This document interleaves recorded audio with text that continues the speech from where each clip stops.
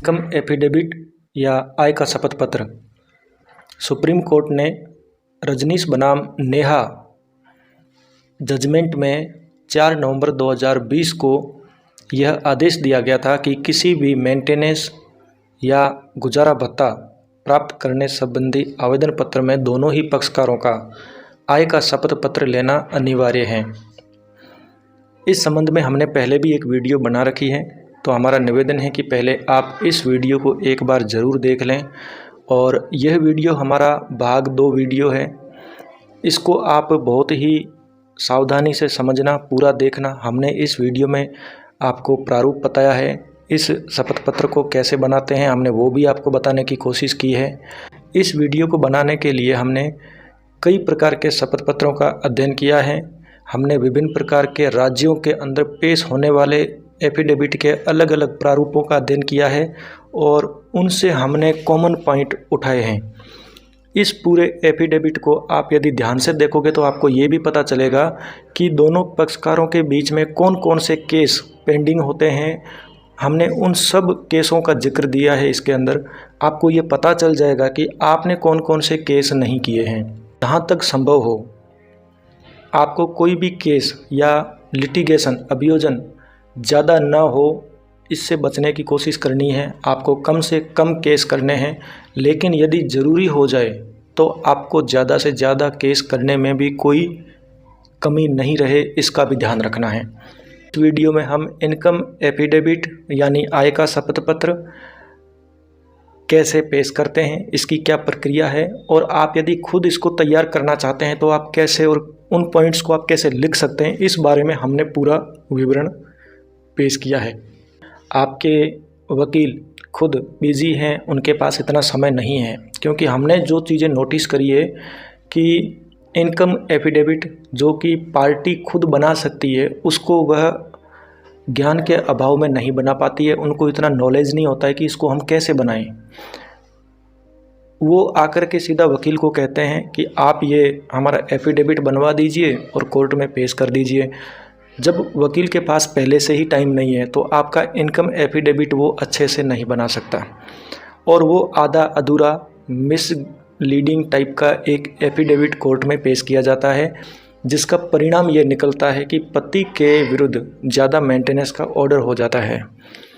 हमारा इस वीडियो में पर्पज़ यही है कि आप खुद इस एफिडेविट को बनाएं और उसको वकील को दें, खुद विश्लेषण करें, क्योंकि तथ्य आप ही जानते हैं, सारे फैक्ट आपको पता है, आपके वकील को इतना फैक्ट पता नहीं है। यदि आप इस प्रकार का एक प्रारूप बना करके अपने वकील को भी दोगे तो वो उसमें कुछ सुधार करके और एक अच्छे रूप में इस प्रारूप को आगे कोर्ट में पेश कर सकते हैं। आपको ये फॉर्मेट हमारे टेलीग्राम ग्रुप में भी मिल जाएगा। आप यदि खुद हमसे पर्सनली भी बात करना चाहते हैं तो वो भी आपको मिल जाएगा। तो हमारा निवेदन है कि इस वीडियो को आप बहुत ही अच्छे से समझने की कोशिश करना, क्योंकि इस एफिडेविट को पेश करने के लिए आपके दिमाग का सचेत होना बहुत ज़रूरी है। आपको कूटनीतिक तरीके से इसको लिखना है, सब कुछ खोल के नहीं देना है कि आपने अपना सब कुछ पोथी खोल के कोर्ट में रख दिया तो आप यहाँ बर्बाद भी हो सकते हो। तो शादी एक बहुत बड़ा बिजनेस है। शादी करके आज के समय में आप बहुत बड़ा धोखा खा सकते हैं। इसलिए इनकम एफिडेविट या आय का शपथ पत्र भी उस स्टेज पर जहां आप कोर्ट में ऑलरेडी पहुंच चुके हो, आपको सावधानी रखने की ज़रूरत है। और आपको ये समझना पड़ेगा कि आपको ये इनकम एफिडेविट कैसे बनाना है और क्या सावधानियां रखनी है और कौन सी कूटनीति का उपयोग करना है। दोस्तों, हम इस वीडियो में सबसे पहले सावधानियां देख लेते हैं, और कुछ चीज़ें हैं जो आपको एफिडेविट के बाद में लास्ट में बताई जाएगी। दोस्तों, जब महिला गुजारा भत्ता यानी मेंटेनेंस का प्रार्थना पत्र कोर्ट में पेश करती है तो आपको ये ध्यान रखना है कि क्या उसने शपथ पत्र पेश किया है कि नहीं किया है। यदि उसने इनकम एफिडेविट पेश नहीं किया है तो महिला का इनकम एफिडेविट कोर्ट में पेश होने के बाद ही अपना इनकम एफिडेविट आपको कोर्ट में पेश करना है। महिला का इनकम एफिडेविट आने के बाद में आपको अपना जवाब पेश करना है, तो उसके बाद अगली डेट पर उसको इनकम एफिडेविट को पेश करना है। अपने जवाब के साथ में भी आप ना करोगे तो भी उचित रहेगा। आपको इनकम एफिडेविट में सिंपल साधारण भाषा का प्रयोग करना है, ज़्यादा भाषा को कानूनी नहीं बनाना है या जटिल भाषा नहीं बनाना है। जो साधारण भाषा हम समझते हैं उतनी ही भाषा का उपयोग करना है। खुद की मासिक सकल आय, अनिवार्य कटौतियाँ और चुकौतियाँ, यानी आपको क्या क्या राशि चुकानी है किसी की, और जो भी आपको लॉस हुआ है इसको टेबल बनाकर आपको इनकम एफिडेविट में प्रदर्शित करना है ताकि जज को अच्छे से समझ में आ जाए। वेतन भोगी, जिनको प्रतिमाह वेतन मिलता है, इसमें ज़्यादातर सरकारी नौकरी वाले या जो उच्च पदों पर आसीन व्यक्ति है जिनके ये केस चल रहे हैं, उनको इस इनकम एफिडेविट के साथ में पे स्लिप भी लगाते हैं, तो उससे भी आपका काम चल जाएगा। ज़रूरी नहीं है कि आप अपना ITR लगाएं या फिर आप कोई बैंक स्टेटमेंट पेश करें। आप यदि सिंपल एक पे स्लिप पेश करोगे तो वो भी पर्याप्त आधार मानी जाती है। बस आपको उसके साथ में जो भी आपकी कटौतियाँ हैं, EMI जो आप भरते हो, जो आपने लोन ले रखे हैं, इनका विस्तृत विवरण उचित प्रकार से और प्रभावशाली तरीके से पेश करना है। कई जगह पर हमने देखा है कि इनकम टैक्स का रिटर्न कोर्ट के अंदर पेश करके ये कहा जाता है कि ये इतनी ITR भरते हैं तो इनकी इनकम को गैस करके आप मेंटेनेंस ऑर्डर कर दीजिए। दोस्तों, ITR कहीं पर भी यदि भरा जाता है तो कई हमने बेरोजगार लोग भी देखे हैं जो ITR भरते हैं लेकिन उनके पास आय नहीं है, उन्होंने बैंकों से लोन लेने के लिए वो ITR भर रखे होते हैं।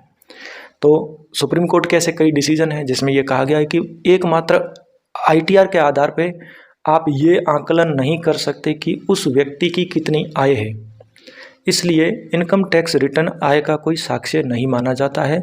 आप इसके अगेंस्ट में जज को या कोर्ट को ऐसे बहुत सारे जजमेंट है वो बता करके कोर्ट को संतुष्टि या कोर्ट को संतुष्ट कर सकते हैं। प्रक्रिया के अनुरूप ही कूटनीति से अपने तथ्य लिखें। दोस्तों, आपको ये कूटनीति जो वर्ड है ये बहुत ही पुराना वर्ड आ रहा है। कई लड़ाइयाँ जीतने में कूटनीति का बहुत बड़ा हाथ रहा है। बड़े बड़े झगड़े इस कूटनीति की वजह से सोल्व हो चुके हैं। तो हमारा आपसे यही निवेदन है कि न्यायिक प्रक्रिया क्या कहती है उसी के हिसाब से आपको अपनी कूटनीति बनानी है, और अपने जो भी आप तथ्य लिखोगे वो भी आप उसी कूटनीति के हिसाब से लिखोगे। आप कोई ऐसी प्रक्रिया नहीं लेके आनी है न्यायिक प्रक्रिया में कि वो पूरा मामला जटिल हो जाए या वो उसकी पूरी खिचड़ी बन जाए। आपको इस बात का विशेष ध्यान रखना है। आप जो भी कोर्ट में डॉक्यूमेंट इस इनकम एफिडेविट के साथ में पेश करना चाहते हैं वो दस्तावेज क्रमानुसार आपको उसके पीछे लगाने हैं। जैसे सबसे पहले आप अपनी आय का साक्ष्य लगा दीजिए, उसके बाद में आप अपने लोन्स वगैरह जो भी आप देते हैं उनकी डिटेल्स लगाइए। उसके बाद में जो पत्नी है उसकी आपके पास जो भी डिटेल्स है आप उसको लगाइए। आप लिख के रखिए कि आपने कौन कौन सा डॉक्यूमेंट कितने पेज पे लगाए हैं, और जो भी आपने डॉक्यूमेंट लगाए हैं इस इनकम एफिडेविट के आगे उसका एक इंडेक्स बनाकर लगा दीजिए। तो जितने भी आप प्रदर्शन जो भी आप लगाओगे वो आप क्रमानुसार लगाएंगे और उसको सुव्यवस्थित तरीके से लगाएंगे कि कोर्ट को समझ में आ जाए कि आपने क्या क्या डॉक्यूमेंट लगाए हैं। कई बार हमने देखा है कि लोग इंडेक्स लगाते ही नहीं हैं। इंडेक्स लगाना जरूरी है जिससे कोर्ट को ये पता चल जाए कि आपने क्या क्या दस्तावेज किसके संबंध में पेश किया है। जब आप इस इनकम एफिडेविट को खुद बना लेते हो तो उसको अपने वकील से या आपका कोई ऐसा विधि का जानकार न्याय मित्र भी है तो उससे आप विश्लेषण करवाएं कि कहाँ पे कमी रह गई है। मैंने देखा है कई ऐसे लोग हैं जो ग्रुप्स में जुड़े हैं, वो एक दूसरे से जानकारियाँ साझा करते हैं। तो आप वैसे भी ये इनकम एफिडेविट जो दे रहे हैं कोर्ट में, ये सामने वाली पार्टी को पता चलने वाला है, तो इसमें छुपाने लायक ऐसी कोई चीज़ है नहीं। कोई और आपसे क्या छीन सकता है, कोई कुछ नहीं छीन सकता। तो आप कम से कम न्याय मित्र से विश्लेषण करवा सकते हैं कि आपने पहले जो तथ्य पेश किए उसके संबंध में ये तथ्य कितने मेल खाते हैं। दोस्तों, जब आप इनकम का एफिडेविट बना लेते हो तो इसको प्रतिवादी के नज़रिए से इसका विश्लेषण करना है। आपको ये देखना है कि जो आपकी सामने वाली पार्टी है वो आपके इनकम एफिडेविट में मुख्य रूप से कौन सी चीज़ पर फोकस करेगी और वो किस तरीके से उसका विश्लेषण करेगी, वो आपको देखना है। आपने क्या पेश किया है उससे कहीं ज़्यादा ये ज़रूरी है कि सामने वाली पार्टी आपके उस एफिडेविट से क्या चीज़ खोजने की कोशिश करेगी। तक आप खुद संतुष्ट ना हो इस इनकम एफिडेविट को कोर्ट में पेश नहीं करना है। आपको चाहे 1 महीना लग जाए, लेकिन आप धीरे धीरे धीरे इसको बनाते रहिए, इसको थोड़ा थोड़ा करके बनाते रहिए। आप जैसे जैसे अध्ययन करोगे, जैसे जैसे इसको बनाते रहोगे ना, तो खुद का एक व्यू क्लियर हो जाएगा, आपका खुद का नज़रिया साफ हो जाएगा कि आप कोर्ट में इस एफिडेविट के ज़रिए क्या चीज़ पेश करने वाले हो और आपकी खुद की तैयारी क्या है। कई लोग ऐसे हैं जिनको पता ही नहीं है कोर्ट में वकील ने क्या इनकम एफिडेविट में दिया है, और जब क्रॉस एग्जामिनेशन होता है तो उनको ये पता ही नहीं है, ना उसकी इतनी तैयारी होती है, तो वो क्रॉस एग्जामिनेशन में ज़्यादातर हमने देखा है फेल हो जाते हैं और वो सही से जवाब नहीं दे पाते हैं।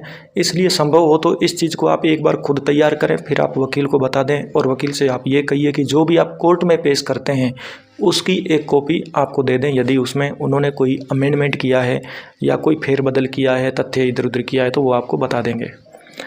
दोस्तों अब हम आ जाते हैं इस पार्ट पे कि ये इनकम एफिडेविट आपको कैसे बनाना है और आपको कैसे कोर्ट में पेश करना है। ध्यान से इस चीज़ को आप समझना, क्योंकि ये बहुत लोगों की डिमांड थी और हमने भी लगभग 2 महीने लगाए हैं इस वीडियो को बनाने के लिए और ये सब चीज़ें लिखने के लिए। तो हमारा एक निवेदन और है आपसे कि हम इतनी मेहनत करके ये जो वीडियो बनाते हैं उसको लोग देखते हैं चैनल पे, लेकिन देख के चले जाते हैं, कोई चैनल सब्सक्राइब नहीं करता है। और दूसरी बात है कि हम भी जो वीडियो बनाते हैं जिस पे व्यूज़ ज़्यादा आते हैं तो उस चीज़ को हम विशेष ध्यान रखते हैं।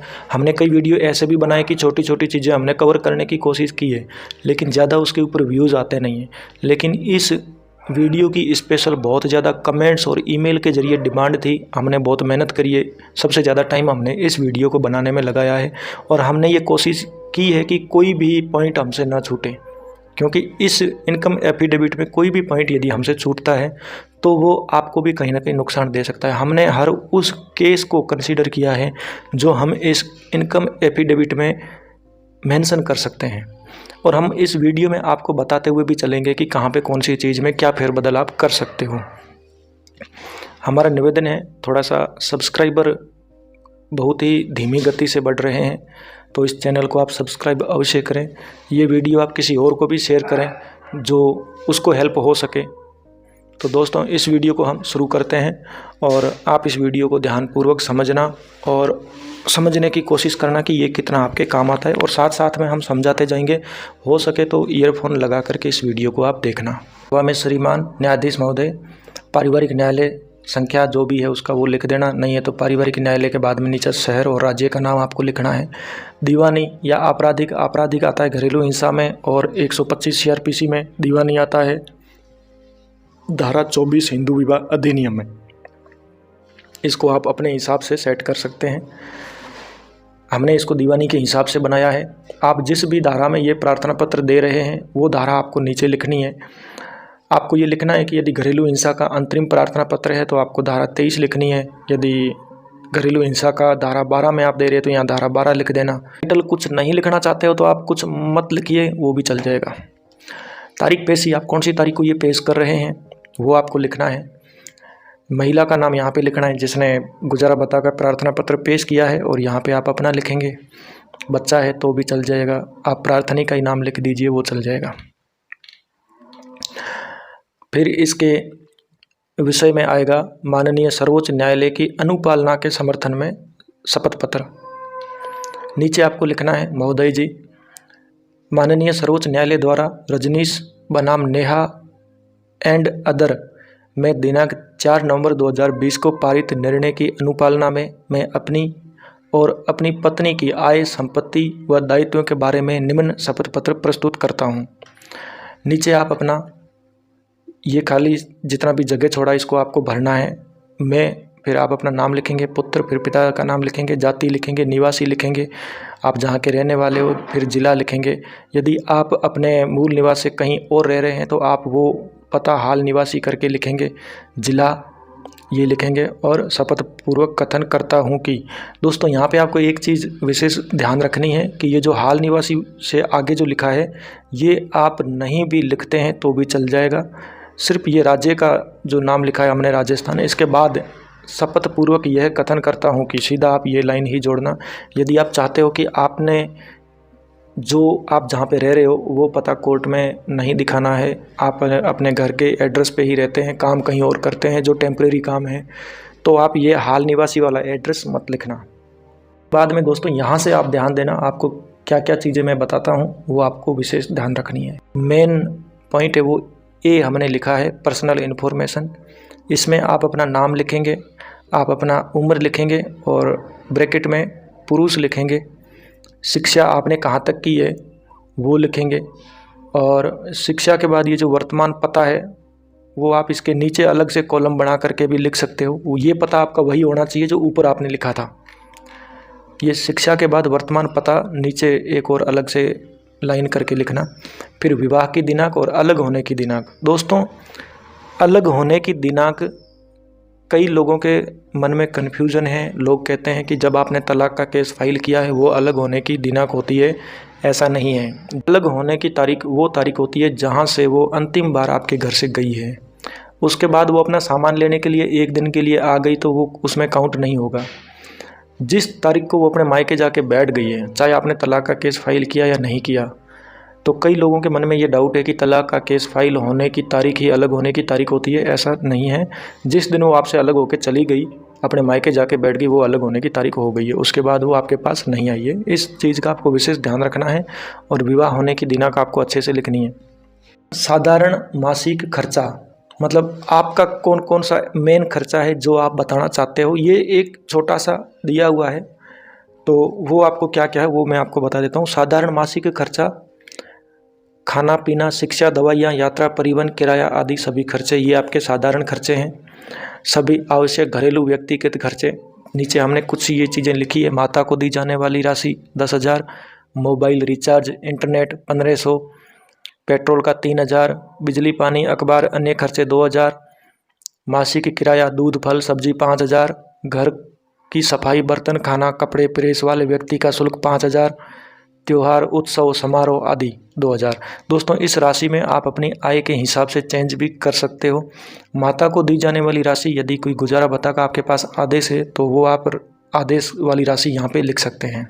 बी पॉइंट है, इसको इन पॉइंट्स को आप विशेष ध्यान रखना।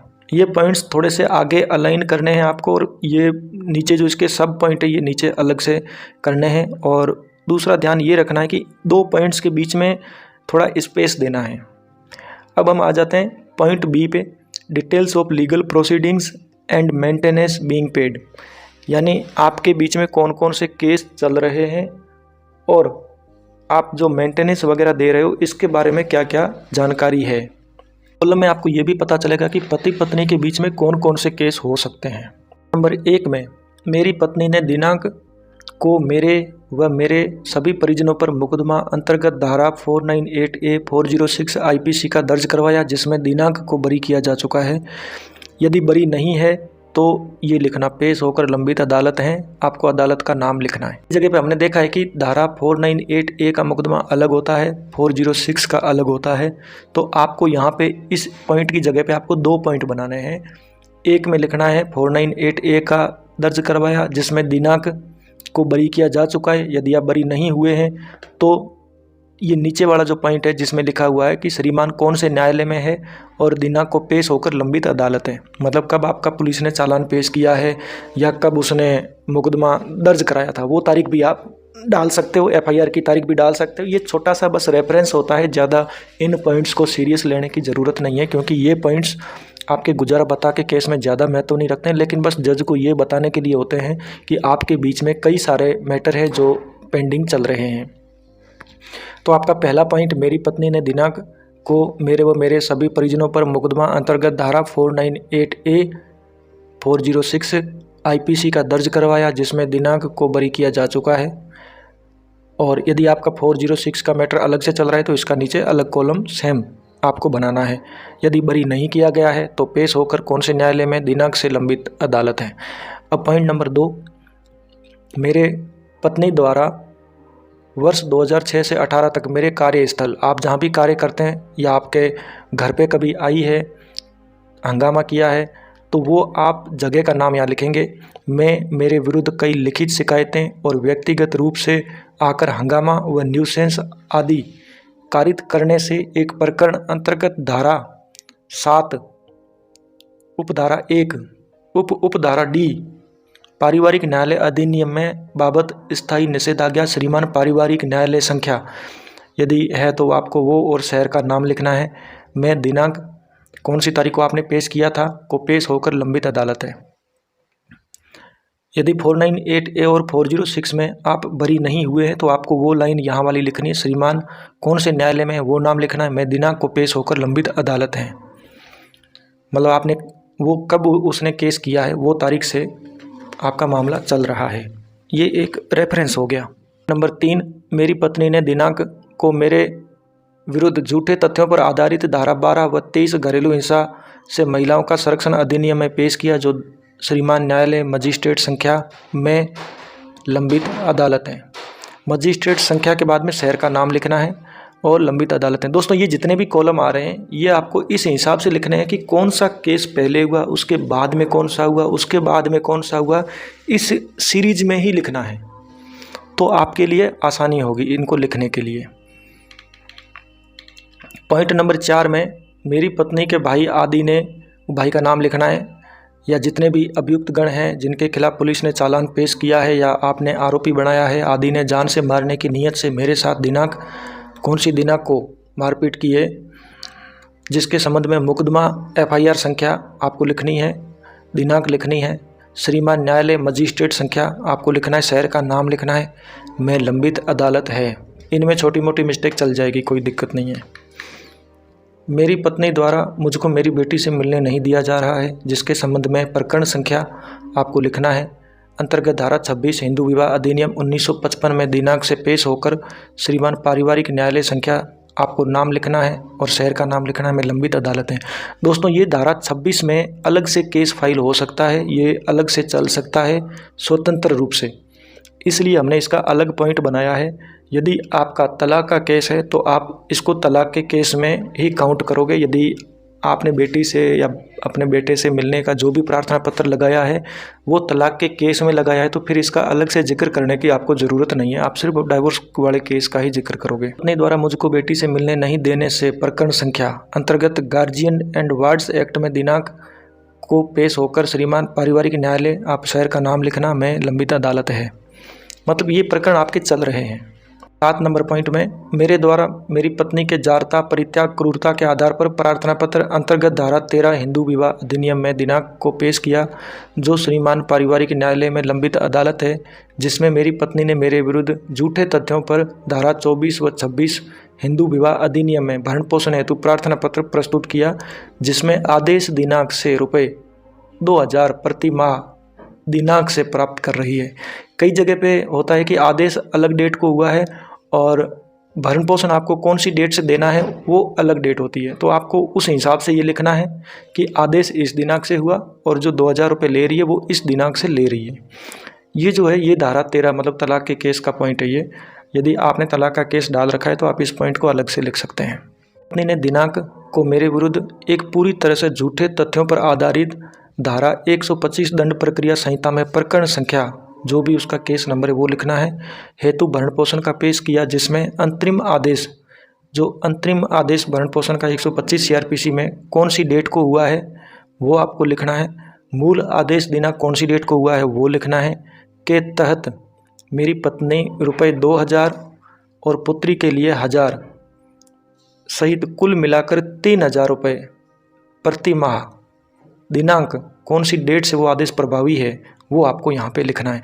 दोस्तों ये राशि तो हमने ऐसे ही लिखी है, आपको यदि कोई आदेश हुआ है तो आपको लिखना है, नहीं तो आपको इतना ही लिखना है कि पेंडिंग, जैसे हमने यहाँ पे लिखा है दिनांक से पेश होकर श्रीमान पारिवारिक न्यायालय में लंबित अदालत है, ऐसे लिखोगे यदि कोई आदेश नहीं हुआ है तो। Details of dependent family members, तो दोस्तों इसमें आपको लिखना है पॉइंट नंबर 1 मेरी माता श्रीमती, आप नाम लिखना है, उसकी उम्र कितनी है वो लिखना है, सीनियर सिटीजन है, अक्सर बीमार रहती है, संपूर्ण परिवार में मैं अकेला ही वेतन कर्मचारी होने से मेरे पर पूर्णतः आश्रित है, अप्रार्थी अपनी माता श्रीमती, आपको उसका नाम लिखना है, के पक्ष में प्रकरण संख्या कौन सा है के अंतर्गत धारा 125 CRPC में दिनांक को रुपये निर्वाह भत्ता का आदेश है, जिसकी पालना करने में भी असमर्थ हो गया है। ये आपको असमर्थ हो गया, ये पॉइंट आपको तब लिखना है जब पत्नी का भरण पोषण आदेश हो चुका हो। यदि नहीं हुआ है तो आपको ये लाइन हटा देनी है। यदि माता के पक्ष में कोई 125 CRPC में आपने आदेश करवाया है कि मैं इसको गुजारा भत्ता दे रहा हूँ, तो आपको उसका जिक्र यहाँ पे उसी हिसाब से करना है, नहीं तो आप सिर्फ इस लाइन को यहाँ तक ही लिखेंगे कि पूर्णतः मेरे ऊपर आश्रित हैं, बस। पॉइंट नंबर 2 मेरे सबसे बड़े छोटे, मतलब परिवार है तो डिपेंडेंट तो रहेंगे ही आपके ऊपर, ठीक है, उनकी आपको उम्र लिखनी है, जितने हैं तो उनकी आपको अलग अलग उम्र लिखनी है, अलग अलग नाम लिखना है, बेरोजगार होने से अवसाद में है, जिससे शराब का आदी है, मानसिक रूप से बीमार है, जिसकी 5 पुत्रियां हैं जिनके नाम लिखने हैं, उम्र लिखनी है, इनकी दैनिक ज़रूरतों जैसे भोजन, घर, कपड़ा, शिक्षा, चिकित्सा आदि पर भी मुझे सैलरी से खर्चा करना पड़ता है। संपूर्ण परिवार में मैं अकेला। आप कहाँ काम करते हैं? यदि प्राइवेट नौकरी करते हैं तो वो लिखेंगे। सरकारी नौकरी कर्मचारी होने से इनके विभाग की भी संपूर्ण जिम्मेदारी मेरे पर ही निर्भर है। मतलब कानून कहता है कि परिवार में यदि कोई बड़ा है, कुछ भी है, तो आप के ऊपर वो निर्भर नहीं होगा। लेकिन कानून में भी विशेष परिस्थितियों में कोई भी आपके ऊपर निर्भर हो सकता है, इसलिए आप इस प्रकार के पॉइंट खुद बना सकते हैं और आप उनको लिख भी सकते हैं। नंबर डी, इसको आप थोड़ा सा ध्यान देना, ये भी आपके थोड़ी काम की चीज़ है, क्योंकि आपने कभी भी हॉस्पिटल गए हो या कुछ भी इलाज कराया हो, चाहे आपके पास पर्ची हो या आपके पास कोई मेडिकल की कोई पर्ची नहीं है, तब भी ये पॉइंट आपके लिए काम कर जाएगा। पॉइंट नंबर डी है medical details if any of the dependent and dependent family members. इसमें पॉइंट नंबर 1 है अप्रार्थी को खुद को स्थायी रूप से आपको कोई बीमारी है तो वो लिखेंगे। इस बीमारी से क्या क्या होता है आपको वो लिखना है। जैसे इससे किडनी में बार बार पथरी होने से पेट में पानी भर जाता है, लीवर में सूजन होती है, इसके अतिरिक्त शारीरिक थकान, कम भूख लगना, चक्कर आना और माइग्रेन आदि होता है। परिवार में किसी के भी बीमार पड़ने पर सबसे पहले खर्चे का भार मेरे ऊपर ही पड़ता है और खर्चा होता रहता है। Point number E, details of children of the parties. मेरे और मेरी पत्नी के दाम्पत्य संबंधों से एक पुत्री संतान का जन्म दिनांक, कौन सी डेट को वो पुत्री का जन्म हुआ है वो लिखना है, जो आज तारीख तक मेरी पत्नी के साथ रह रही है। यदि आपके साथ है तो आप लिखेंगे कि वो अप्रार्थी के साथ में रह रही है। Details of income of dependent. दोस्तों यहीं से आपकी जो असली इस इनकम एफिडेविट को फाइल करने की जो वजह है वो शुरू होती है। यहाँ से आपको पूरा ध्यान रखना है कि आपके इनकम एफिडेविट में क्या लिखा जा रहा है, इस पे आपको विशेष ध्यान देना है। आप अपना नाम लिखेंगे, आप किस में कार्यरत हैं। आप मैं के बाद आपका नाम लिखने के बाद आप अपनी कंपनी का नाम लिखेंगे। फिर पद आपको लिखना है, पद पर कार्यरत हूँ। जैसे यदि नाम लिखूँ अपना, तो मैं इंडियन लॉ रिपोर्टर विधि विभाग में एडवोकेट के पद पर कार्यरत हूँ। आपको ये लाइन समझ में आ गई होगी। इस प्रकार आपको लाइन बनानी है।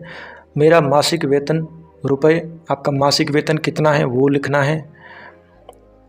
और कुछ ऐसी विशेष परिस्थिति है, जैसे कुछ लोग ऐसे हैं जो दिल्ली में कार्य करते हैं, जिनका दिल्ली में बहुत ज़्यादा खर्चा होता है। मेट्रो सिटीज़, आप मुंबई, बेंगलोर, ऐसी बहुत सारी सिटीज़ है, चंडीगढ़, जिनमें आपकी तनख्वाह बहुत ज़्यादा हो सकती है लेकिन खर्चे भी उतने ही ज़्यादा होते हैं। तो आप ये लिख सकते हो कि मेरा वेतन रुपए 50,000 मात्र है, और मेट्रो सिटी रीजन होने से जो आपकी कंपनी का कार्य है उसमें कौन सा फील्ड है, जैसे किसी का मेंटेनेंस फील्ड है, किसी का सर्वे फील्ड है, किसी का सप्लाई है, ठीक है। तो उस संबंधी फील्ड कार्य अधिक होने से कई खर्चे भी अधिक होते हैं, जिससे मेरी नेट इनकम रुपए आपकी कितनी खाते में आती है वो आपको यहाँ पे लिखनी है, या खाते में आने के बाद किस्त वगैरह सब कुछ काट के कितनी बचती है वो भी आप यहाँ पे लिख सकते हो। मेरी वेतन की पर्ची संलग्न है। आप यदि वेतन की पर्ची आपको जनरेट होती है तो वो आप यहाँ पे लगा सकते हो। आपकी वेतन की पर्ची नहीं मिलती है तो आप 3 महीने का या 6 महीने का अकाउंट का स्टेटमेंट भी आप लगा सकते हो। यदि आपकी वेतन पर्ची संलग्न आप नहीं करना चाहते हैं तो आप उसमें नीचे छोटा सा कॉलम बना के लिख सकते हो कि मेरे खाते में पिछले 6 महीने में जो वेतन आया है उसकी डिटेल्स निम्नलिखित हैं। वो 6 महीने की जो इनकम जो नेट आपके खाते में आई है उसको जोड़ करके 1 महीने का एक एवरेज निकाल लिया जाता है। उसके आधार पर भी गुजारा भत्ता आदेश हो सकता है।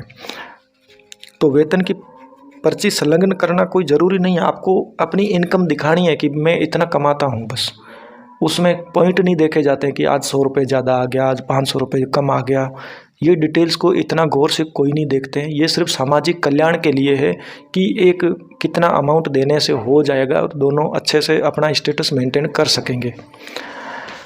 मैं अपनी 65 वर्षीय सीनियर सिटीजन व बीमार माता व अन्य आश्रितों का बिजली, पानी, घर, दवाई संबंधी सभी खर्चे करता हूँ।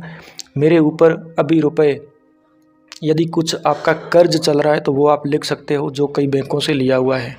आपका कितने लाख रुपए का कर्ज है, ये आप अपनी सिबिल रिपोर्ट मिलती है, आप उसका अध्ययन करना, टोटल बकाया दिखाएगा, वो आपको यहाँ पे लिखना है। और विस्तृत आपको क्या लिखना है वो हम आगे बताएंगे, कुछ कॉलम आएंगे वहाँ पे बताएंगे हम आपको। नंबर 2, अप्रार्थी आयकर दाता की श्रेणी में नहीं आता है।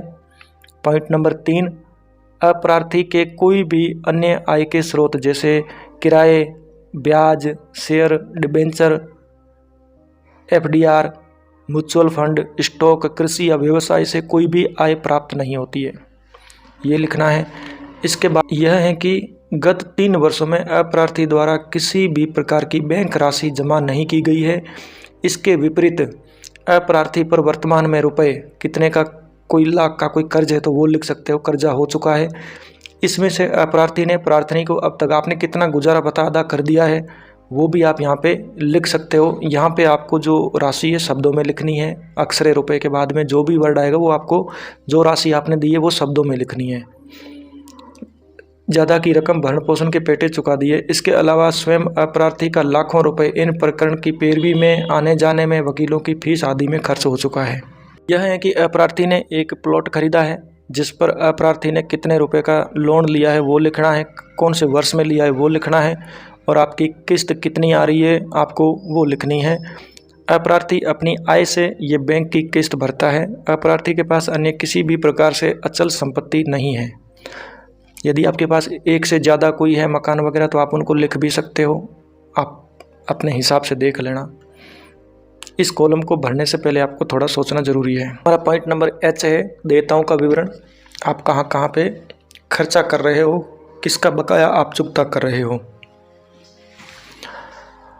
अप्रार्थी पर क्रेडिट कार्ड के बकाया राशि आज दिनांक तक का विवरण इस प्रकार है। दोस्तों यहाँ पे नीचे आपको टेबल बनानी है, उसमें आपको सबसे पहले क्रम संख्या, फिर क्रेडिट कार्ड, क्रेडिट कार्ड के नीचे क्रेडिट कार्ड का नंबर नहीं लिखना है, उसका बैंक का नाम लिखना है जिस बैंक ने आपको क्रेडिट कार्ड दिया है।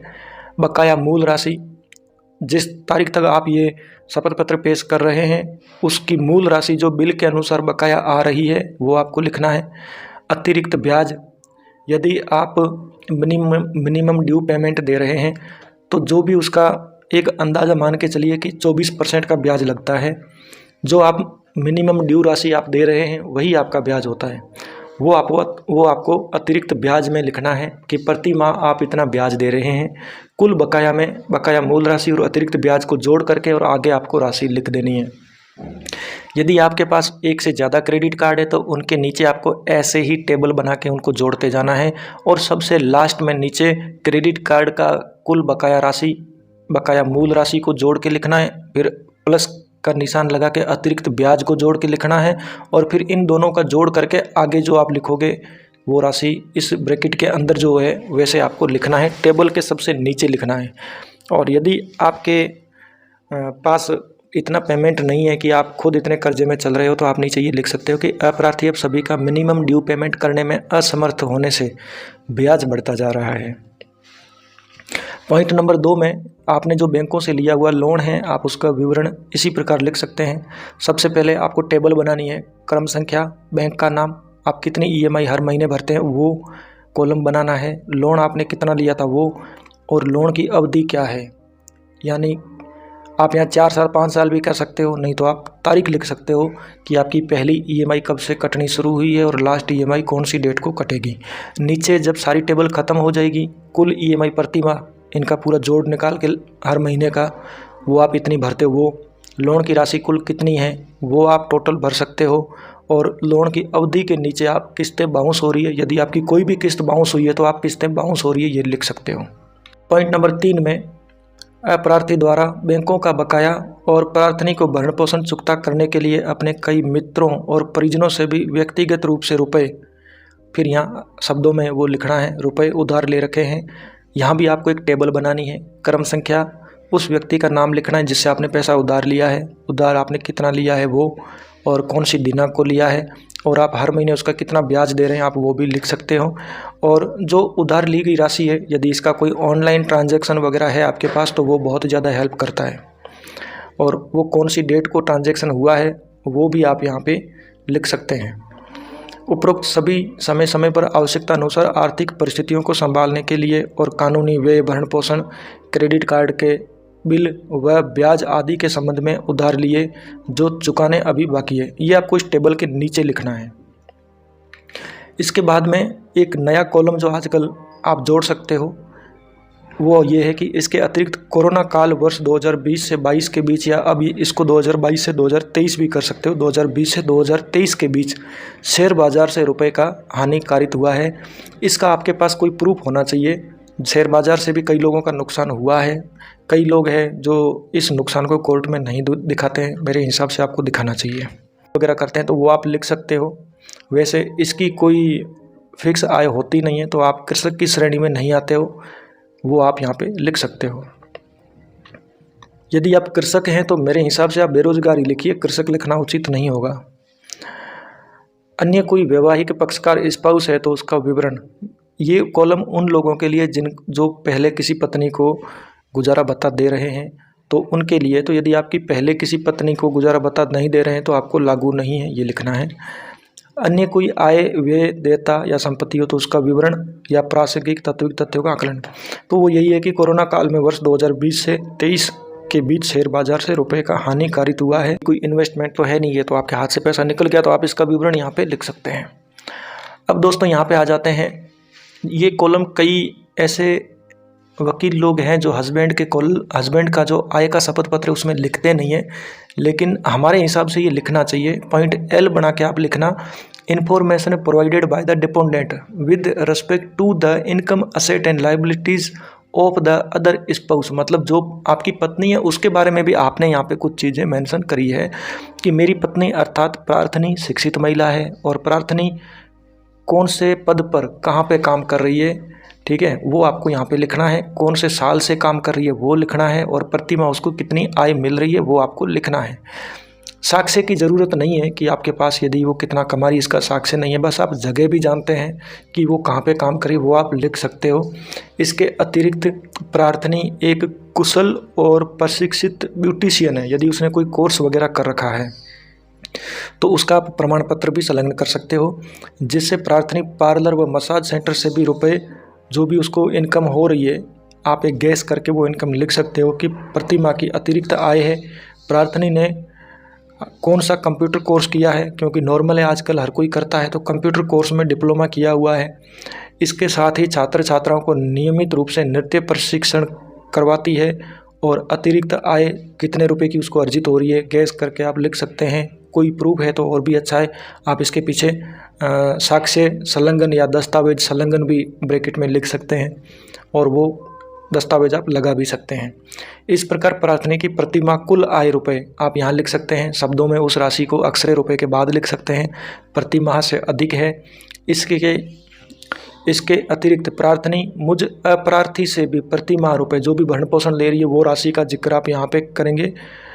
प्रार्थनी ने अपनी आय के भी सक्षम दस्तावेज जानबूझकर प्रस्तुत नहीं किए हैं। उपरोक्त के संबंध में प्रार्थनी के समस्त आय प्रपत्र, अन्य फोटो दस्तावेज आदि श्रीमान न्यायालय के आवश्यक अवलोकन हेतु संलग्न प्रस्तुत हैं। यदि उसके काम करने की जगह का कोई फोटो है आपके पास, कोई ऐसा दस्तावेज पड़ा है जो कभी उसकी इनकम हुआ करती थी, आप उसको भी पेश कर सकते हो। आप उसमें ये लिख सकते हो कि इसने ये प्रशिक्षण लिया है, ये इसकी योग्यता है, काबिलियत है, आप वो भी दस्तावेज इसके नीचे आप लिस्ट बना के भी आप पेश कर सकते हो। नहीं तो आप ऐसे लिख के भी पेश कर सकते हो कि प्रार्थनी के आय के समस्त दस्तावेज, अन्य फोटो दस्तावेज आदि आवश्यक अवलोकन हेतु संलग्न प्रस्तुत है। अब दोस्तों आ जाते हैं नीचे, घोषणा वाला पार्ट रह गया हमारा। आपको ये नीचे पूरी जो लाइनें हैं इनमें किसी प्रकार का कोई फेरबदल नहीं करना है। मैं ये घोषणा करता हूँ, आप लड़की है तो करती हूँ, कि समस्त स्रोतों से प्राप्त होने वाली आय, व्यय, संपत्ति व देयताओं के संबंध में पूर्ण व सही विवरण दिया हुआ है। इसके अलावा मेरे पास कोई आय या व्यय देयताएं नहीं है। मैं ये अंडरटेकिंग देता हूँ कि मेरे रोजगार, संपत्ति, आय, व्यय और शपथ पत्र में दी गई किसी भी सूचना में कोई तात्विक परिवर्तन होता है तो मैं न्यायालय को सूचित करूँगा या करूँगी।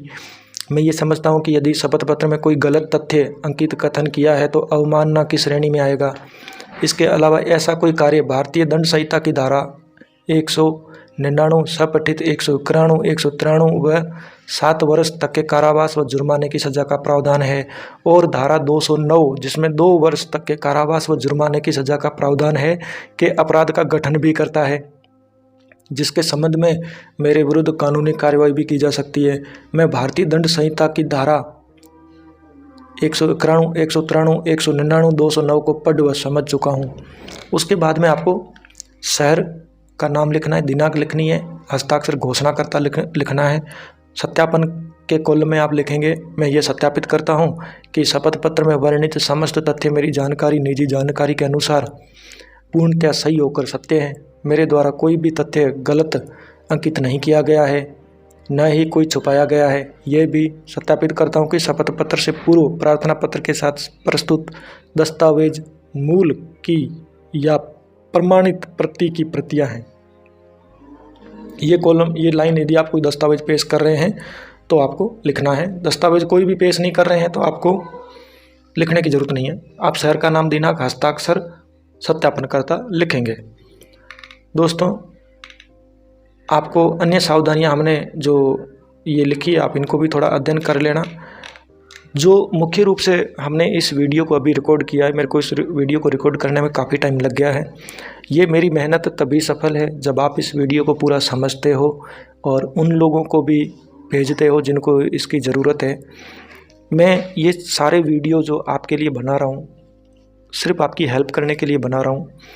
यूट्यूब से कोई पैसा इतना नहीं मिलता है और मैं सिर्फ इसीलिए बना रहा हूँ कि आपकी एक हेल्प हो जाए और उन कई वकीलों की हेल्प हो जाए कि उनको भी एक एफिडेविट बना बनाया मिल जाए, ताकि वो उसमें थोड़ा बहुत फेरबदल करके उसको पेश कर सके।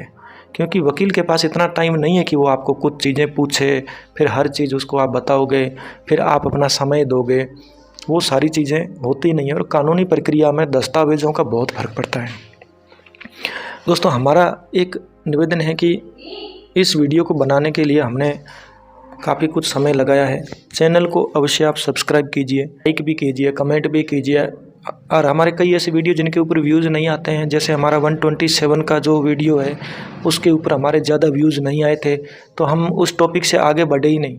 यदि किसी को इस प्रकार की जानकारी चाहिए जिसके ऊपर हमारा वीडियो नहीं है, तो आप हमारा टेलीग्राम ग्रुप ज्वाइन कर सकते हैं। आप वहाँ पूछ सकते हैं, मैं वहाँ पे पूरी जानकारी देता हूँ, आपको खुद कॉल करके बताता हूँ, 1 घंटा भी दे सकता हूँ। लेकिन वीडियो में हम लिमिट चीज़ें बताते हैं, जानकारी दे पाना संभव नहीं होता है। इसलिए निवेदन है कि आप इन चीज़ों को अपने हिसाब से थोड़ा सा समझ लीजिए। और शादी ब्याह आजकल बिजनेस है, आप इसको बिजनेस समझिए। प्यार व्यार इसमें जो भी होता है बाद में होता है, इसको आप प्यार समझ के मत चलिए। प्यार इतना होता नहीं है आजकल। ये लड़की पे भी डिपेंड करता है कि वो किस माइंडसेट के आपके साथ रह रही है। पुराने ज़माने में लोगों ने प्यार के लिए कुर्बानी दे दी, अपना सब कुछ छोड़ दिया, लेकिन आज की तारीख में प्यार मात्र एक संपत्ति अर्जित करने का तरीका है। आपको शादी करने से पहले लड़की से ये इस प्रकार का इनकम एफिडेविट एक मांगना चाहिए, और यदि लड़की आपको इस प्रकार का कोई इनकम एफिडेविट दे देती है तो आप इसको शादी से पहले भी यूज़ कर सकते हैं। दोस्तों, इस वीडियो को रिकॉर्ड करने में हमारा गला बैठ गया है और काफ़ी दिन मेहनत करने के बाद आज थोड़ा समय मिला तो इसको रिकॉर्ड किया। समय का बहुत ज़्यादा अभाव भी है, समय नहीं मिल पाता है, और यूट्यूब कोई हमारा मुख्य कैरियर नहीं है, हमारे पास और भी बहुत काम है। और मेरा निवेदन है, आप थोड़ा चैनल सब्सक्राइब कीजिएगा। कुछ भी आपको इस संबंध वीडियो के संबंध में कुछ भी जानना हो तो आप कमेंट करके बता सकते हो सकता है हमसे कोई पॉइंट छूट गया हो तो आगे आने वाले किसी वीडियो में हम कवर कर लेंगे। और इस वीडियो को देखने से पहले या उसके बाद में हमारा जो ये वीडियो जो पहले बना हुआ था, इसको आप ज़रूर देख लेना, आपको काफ़ी कुछ समझ में आ जाएगा। क्योंकि गुजारा भत्ता और मेंटेनेंस के केसों में इनकम एफिडेविट ही सब कुछ अब हो गया है।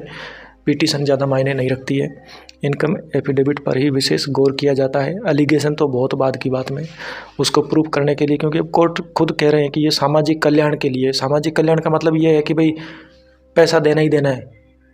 आजकल कोर्ट ये भी कह रहे हैं कि शादी होना भी ज़रूरी नहीं है, पैसा तब भी हम ऑर्डर कर सकते हैं, कोई भूख मर रहा है तो। मतलब कुल मिला के पुरुष एक ऐसा प्राणी है जो दूसरे सब प्राणियों को पालने के लिए पैदा हुआ है। तो आप यदि पुरुष हैं तो आपको इनकम एफिडेविट को समझना चाहिए। शादी करने से पहले आप लड़की को दे दीजिए, वो इस पूरे को भर के देगी, नोटरी करके मांग लीजिए, वो भी चल जाएगा। कोई ऐसी लड़की है जो आपकी इनकम वगैरह पूछ रही है, शादी से पहले कितना कमाते हो, तो उसको ये भेज दीजिए कॉपी कि इसका नोटरी करा के मेरे को दे देना, भर के देना। बाकी आपको इस वीडियो के संबंध में हमसे बात करनी है, आप हमारे टेलीग्राम ग्रुप ज्वाइन कीजिए। और जल्दी ही हम कोशिश कर रहे हैं वेबसाइट बनाने की, थोड़ा पैसा नहीं हो पा रहा है, तो होगा तब बना लेंगे। तो आपको ये सारा PDF फॉर्मेट हम ऐसे ही दे देंगे, लेकिन जब तक नहीं हो पाता तब तक आप वीडियो से काम चलाइए। और तो